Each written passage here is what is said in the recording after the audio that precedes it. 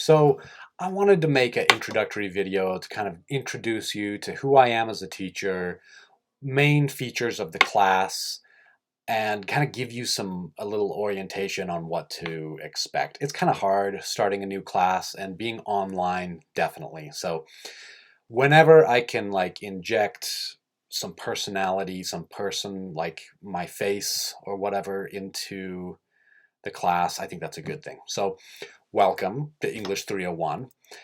I think we're going to have a lot of fun this course. So first thing, I'm really oriented in the useful. Like I really like just what does this give me? Like what is the use of this thing?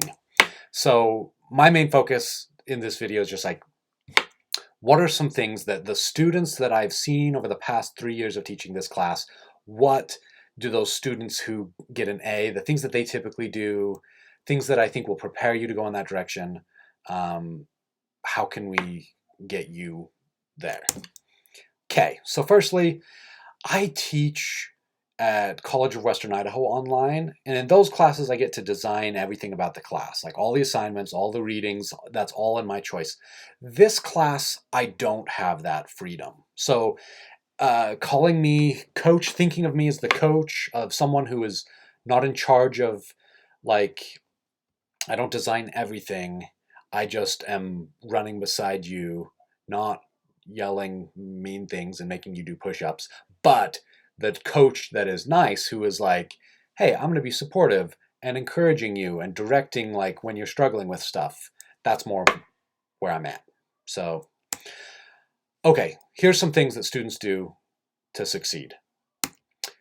There are different kinds of assignments. There are some assignments where summary is all that is asked of you, of like what is going on in this text or whatever, simplifying, putting it in your own words with no argument, no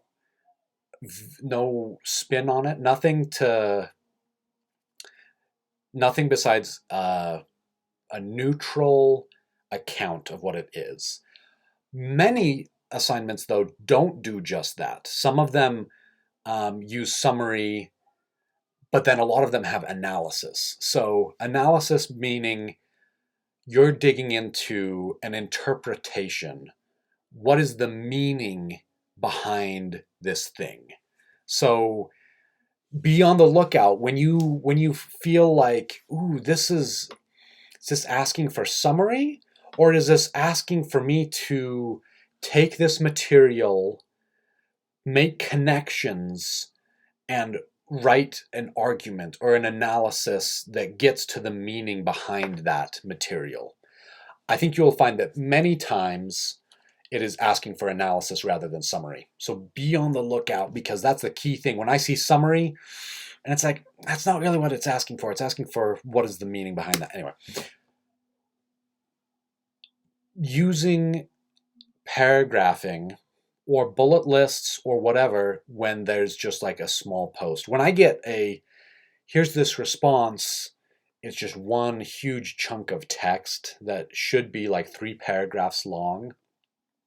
It's like, it's hard for me to know what you're saying. It's hard for you to know what you're saying. So just get in the habit. I think this is a great habit to be in, not just for this class, but if you can get in the habit of being really visually clear in the way you lay things out, that will go a long ways. Okay, so there's 2 extremes here. There's using a really conversational tone in all of your writing, and it's like, I love it because it's like, it's easy for me to get into. I tend towards informality as well, but I think being in the habit of reining in a little bit, if you tend towards that kind of writing to be more professional, or if you tend towards a really dry professional tone, add some more kind of personal, because if we go back to, analysis, one of those resources that you have to really get into the meaning of things is your own experience. So I'm not the kind of person that says, oh, no I in writing. I think there are places for it, for sure. When you're struggling, when something is going wrong, if you don't know exactly what you're supposed to do, shoot me an email. Like that's what I'm here for. Do not feel like you're inconveniencing me. You can email me 3 times a week asking questions, and you still will not have surpassed some students that I've had. I've had students who have just gone bonkers with emailing. And so you are not going to break any rules or break any any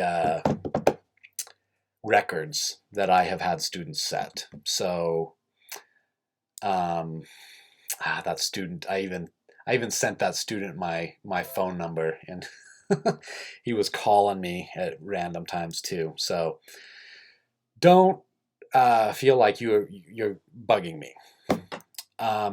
If you feel like, oh man, online classes just doesn't feel personal enough, and I would say set up a Zoom meeting with me.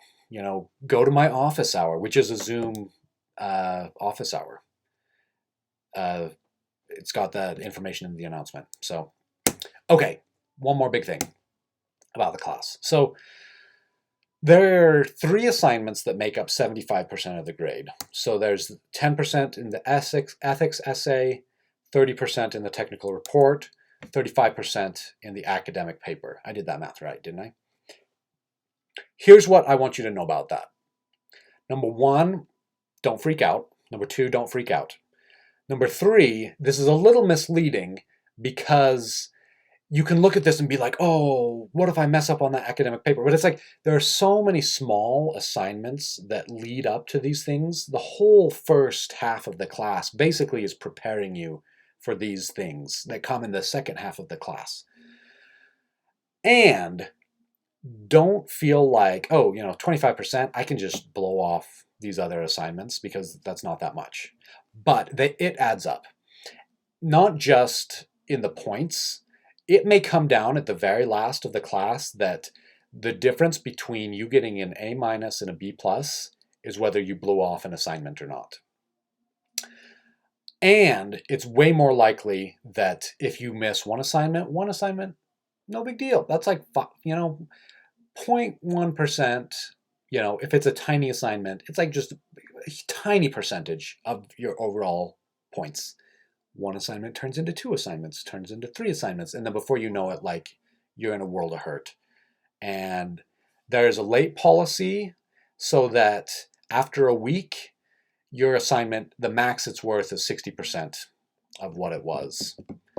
So don't get assignments in late. You'll still get some points, like still go back and redo it. After that week, it'll stay at that 60% and you can go back and get some points. But is it worth it? That's the question. That's up to you. Okay, some things about me. Who is this guy teaching your class? Who's this coach? I have a wife and 4 kids. I live in Pocatello because I just finished a PhD in English and the teaching of English from Idaho State University. I have taught a little bit. Here's my resume. Here's where I got these. I don't even know if this is in focus enough for you to read all this, but I've taught at Idaho State University, these 4 classes, these however many sections. I've taught at College of Western Idaho, these 40 sections, 20 of which have been online. 21, I think this is not updated. Boise State University, these 10 classes. BYU Idaho, I started teaching in 2009 and came back after that. So let's see what else.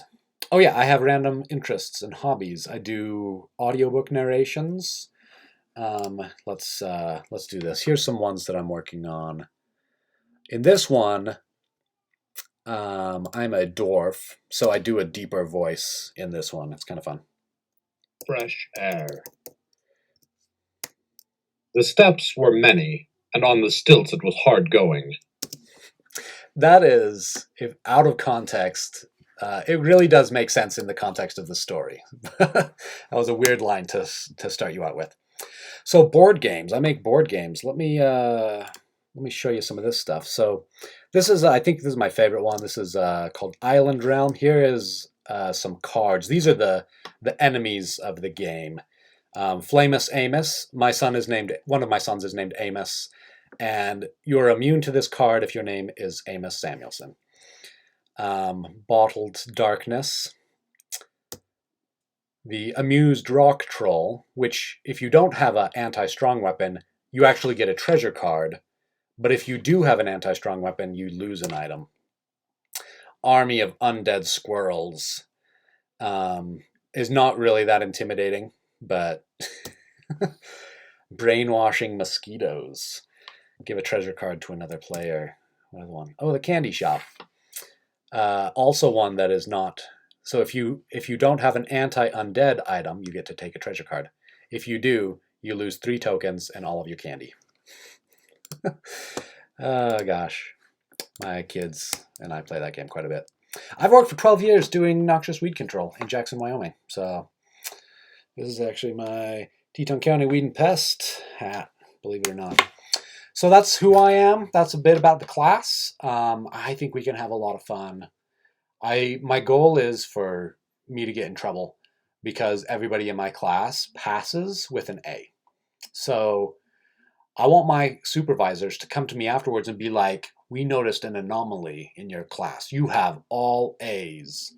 And I will be like, I am so sorry. Those students, like, I was looking for excuses to dock them points and they just rocked it. They just nailed everything. And they worked so hard. Even, the students who didn't really like English or the ones who weren't really that strong writers, they put forth the effort and they talked with me. They got clarity. They made some difficult sacrifices of other things in their lives so that they had the time and the energy to really nail the class. And I gave them all A's. And so, yeah, get me fired. I dare you. I dare you. So if you go for dares, there we go. All right. See you guys around. Not all the videos will be this long, I promise.